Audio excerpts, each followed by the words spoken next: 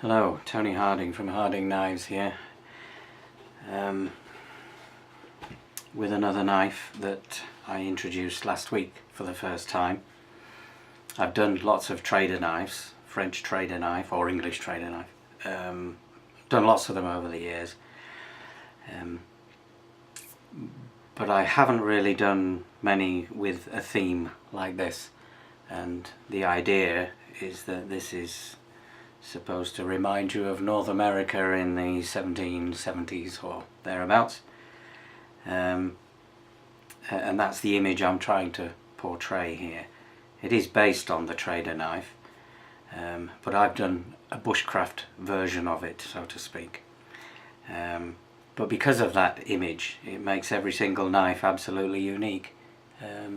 It makes them have individual character, and what I do with the sheath is inspired by the wood and so on.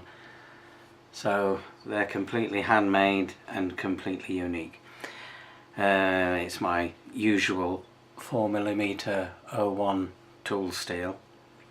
The only high-tech thing with this is the hardening process, so it's been accurately hardened to 59 Rockwell, guaranteed. It's a Scandi grind, and that blade is 5¼ inches long and extremely sharp.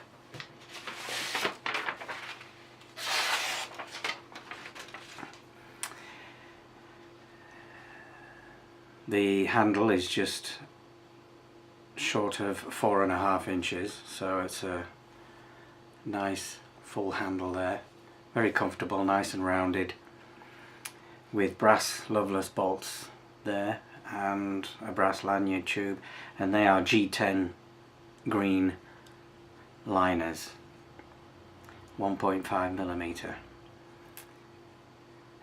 The wood is wych elm, which is a very traditional English tree, and it has been professionally stabilized, not by myself, but it was bought stabilized.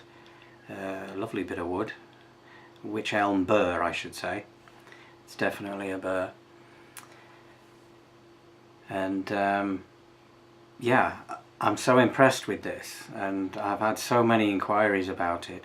I'm going to make myself one and get out in the woods and use it, and I've actually found it to be able to do absolutely everything any bushcraft knife can do so far. So I need to get out and make myself one and demonstrate that. The sheath, obviously carrying on with that theme, this sheath more than anything makes it completely unique, because you can kind of decorate it anyway. It's got an ink deer stag there staring through the leaves, and I've coloured those leaves individually as well to give it a bit more of a unique character. And good solid sheath, my maker's mark on it, and really perfect fit. That's not going to go anywhere. Well, it was made for this knife, but yeah, that's a perfectly snug fit. I don't wet form these, I dry form them, which kind of keeps it, a wet formed can have too much of a good fit, strangely enough, and you have to be more accurate putting it in, but this is not quite the same. I hope that makes sense. But completely hand stitched. I do all my sewing by hand, everything's by hand. And oh, I didn't point out the compass, northwest at the top, and that's for effect, for the image, just to help it along. Are we focused there? Yeah, just to help it along. But that is a thoroughly hard working knife.